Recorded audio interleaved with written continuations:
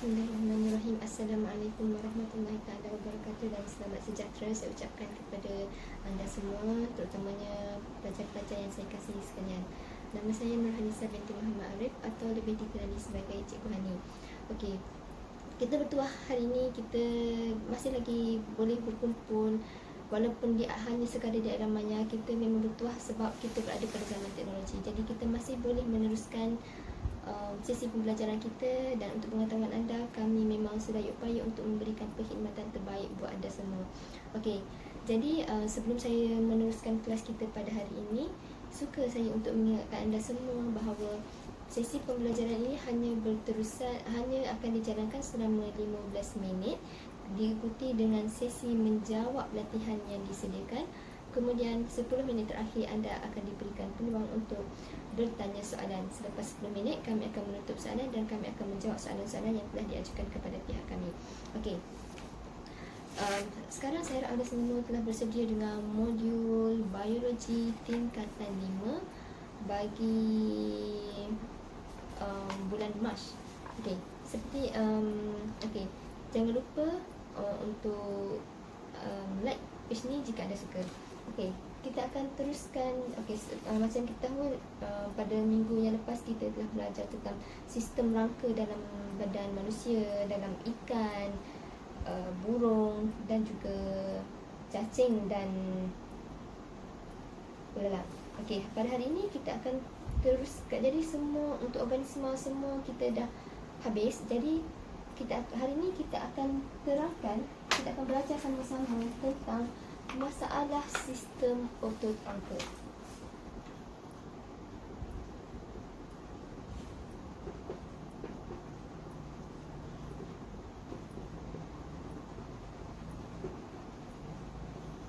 Okay, masalah sistem otot rangka. Okay, jadi pertama sekali anda boleh tengok dalam diri masing-masing. Pertama sekali, apa yang akan berlaku tentang masalah badan kita yang melibatkan otot rangka ini adalah kekejangan otot.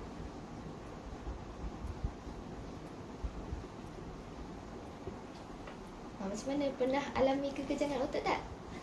Okey, jadi kalau yang saya rasa macam saya sendiri, saya memang dah berkali-kali mengalami kekejangan otot. Masa tu saya masih belum mengamalkan gaya hidup yang sihat, saya kurang exercise. Jadi kat sini bila kita belajar ni, saya harap kita akan dapat manfaat sedikit sebanyak, walaupun bukan untuk hanya pembelajaran, kita juga boleh amalkan dalam kehidupan kita. Okey, pertama sekali, kekejangan otot. Kekejangan otot adalah pengejutan secara tiba-tiba satu atau lebih otot mengakibatkan kesakitan yang kuat, dan otot tersebut tidak boleh digunakan. Jadi memang kekejangan otot ni memang berlaku secara tiba-tiba. Kita memang tak terancang, kita tak sangka kita akan mengalami kekejangan otot tu. Jadi bila kita kejang, memang kita tak boleh bergerak lah. Sebab tu kalau kita tengok kadang-kadang orang yang pandai berenang sekalipun boleh lemas. Kenapa? Sebab waktu tengah berenang, tiba-tiba kekejangan otot berlaku. Jadi bila berlaku kekejangan otot, maka otot kita tak dapat berfungsi dengan baiklah. Jadi okey, macam mana kita nak mengelakkannya?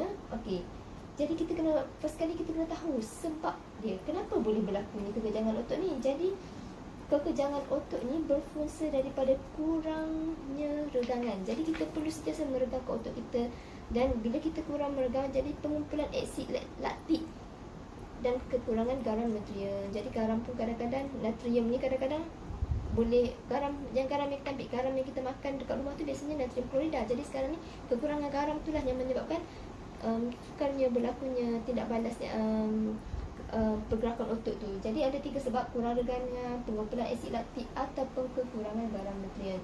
Okey, kita pergi pula kepada distrofi otot. Distrofi otot ni adalah otot rangka merosot secara perlahan-lahan dan semakin lemah. Gentian otot merosot dan menjadi kecil.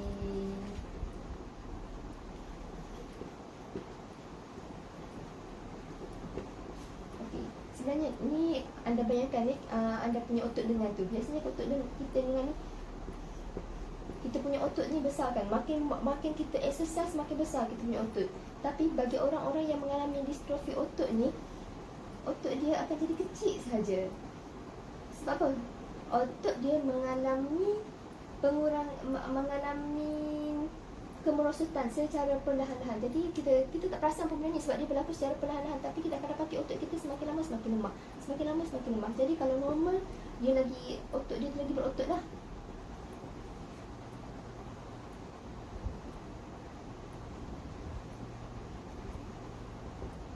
Okey. Puncanya adalah penyakit pewarisan yang disebabkan oleh kecacatan gen pada kromosom X. Lebih banyak terjadi pada lelaki berbanding perempuan. Jadi orang lelaki lebih perlu berhati-hatilah sebab orang perempuan kebanyakan dia untuk mengalami distrofi otot ni ada lebih rendah berbanding orang lelaki. Okey, seterusnya kita pergi kepada penyakit ketiga iaitu osteoporosis. Nah, dengarkan biasanya kalau kita tengok iklan Enlin, biasanya dalam iklan Enlin dia akan cakap untuk mengelakkan osteoporosis. Tapi apa osteoporosis tu? Okey, osteoporosis, penyusutan tulang yang disebabkan oleh pengurangan jisim tulang. Tulang menjadi lebih ringan, rapuh dan lebih poros, menyebabkannya mudah patah. Jadi tulang kita ni akan mudah patah.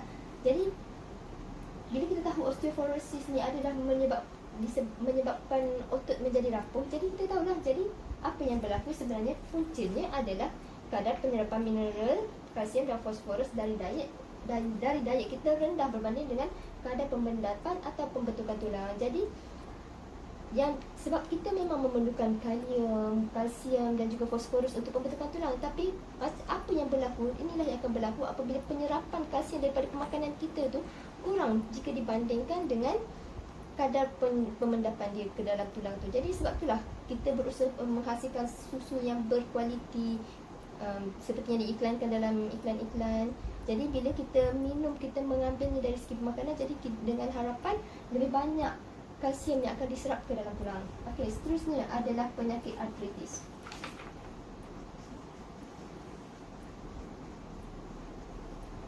Okey, artritis. Artritis ni adalah melibatkan kemerosotan atau radang sendi. Sendi membengkak menjadi keras dan sakit. Pergerakan tersakit, terhad dan juga sukar. Jadi biasanya kita tengok dekat sendi-sendi kita ni akan jadi bengkak dan sukar untuk bergerak. Dan salah satu artritis yang kita dapat tengok ni adalah gout lah. Gout ni adalah salah satu contoh artritis. Jadi kita bahagian sendi-sendi kita tu akan menjadi bengkak dan sakit untuk bergerak. Jadi puncanya adalah proses penuaan, kekurangan bendanya synovial, rawan di antara tulang semakin nipis ataupun ligamen menjadi pendek dan juga kurang elastik. Okey, kita tengok Okey, kalau untuk artritis ni dia terbahagi kepada tiga Okey, pertama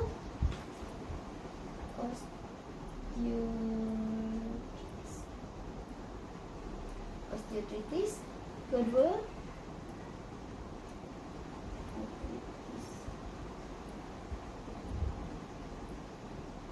artritis rheumatoid dan juga gout.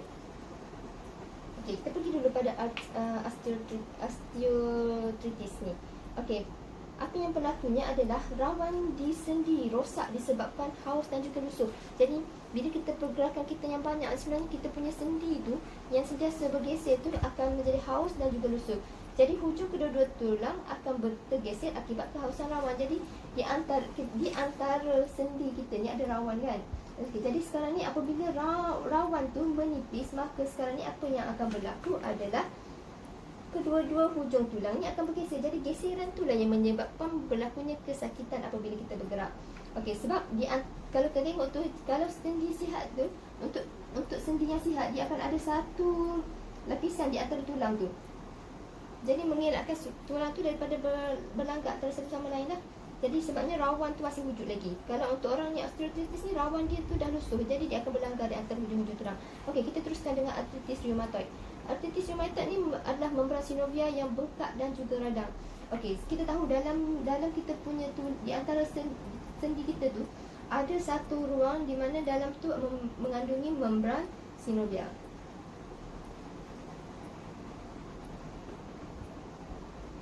Jadi membran synovial ni akan membengkak, dan bila dia membengkak akan menyebabkan radang. Jadi keradangan membran synovial di sendi. Okey, di sendi tu ada membran synovial yang membengkak. Okey, akhir sekali adalah gout. Gout ni adalah, okey, kita tahu lah pada sendi-sendi kita tu, okey, kat situ ditunjuk gambar. Contohnya sendi kaki kan. Okey, di antara sendi kaki kita ni, apa tulisan saya je. Okey, sendi-sendi kita ni di antara tulang tu dia membengkak. Jadi bila membengkak akibat dari pengambilan asid urik yang berlebihan. Jadi sebab tu kalau orang yang mengalami gout ni, kita perlu mengurangkan pengambilan protein. Okey, ini adalah ketiga masalah sistem otot rangka yang dialami oleh kita. Okey, kita teruskan dengan cara mengekalkan sistem otot rangka yang sihat.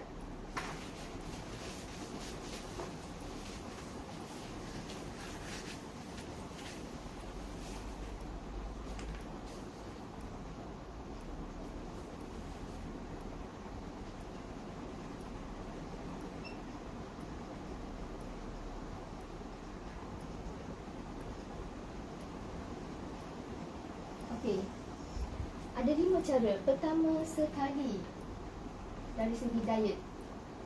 Okey, kita mesti mengamalkan pengambilan diet yang seimbang. Diet yang seimbang itu diet yang kaya dengan kalsium dan juga fosforus. Macam kita tahu dalam pembentukan tulang ni, memang nak ataupun tak nak kita mesti mengambil banyak kalium dan juga fosforus. Jadi bila diet kita mengandungi banyak kalsium dan juga fosforus, maka ia baik untuk membina tulang yang kuat. Jadi dalam masa yang sama kita dapat mencegah osteoporosis. Okey, seterusnya kita mestilah mengamalkan senaman yang betul. Macam yang kita belajar tadi, salah satu penyebab kekejangan adalah kurangnya kita regangan. Jadi sekarang kita perlu banyakkan senaman, jadi supaya kita dapat meregangkan otot-otot badan kita. Jadi mengamalkan teknik senaman yang betul dan selamat supaya tidak mencederakan sistem otot rangka dan otot semasa senaman. Jadi sebab tu kalau kita terlebih senaman tu bahaya juga. Kalau macam kita tengok ada sesetengah atlet boleh otot terkoyak. Kenapa? Sebabnya pergerakan yang tidak betul lah.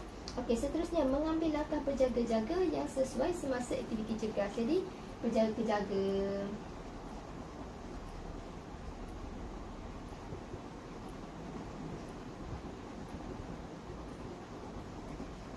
Jadi ni adalah untuk atlet biasanya. Jadi macam kita memang perlu untuk bersenam, tapi dalam masa yang sama kita juga perlu berjaga-jaga dan mempunyai postur yang baik apabila berdiri, duduk dan juga postur badan. Okey, jadi pastikan anda sentiasa mengekalkan tulang vertebrata ni dalam keadaan yang tegak. Jadi kalau nak ambil barang sekalipun, kita kena pastikan tulang belakang kita sentiasa tegak. Walaupun untuk angkat barang, sama juga waktu tidur sebenarnya tilam yang keras lagi bagus untuk kesihatan tulang kita, kerana dia akan memberikan sokongan kepada badan kita berbanding tilam-tilam yang empuk. Dan akhir sekali, memakai pakaian yang sesuai. Dari segi pemakaian ni, pastikan kita tidak memakai pakaian yang terlalu ketat.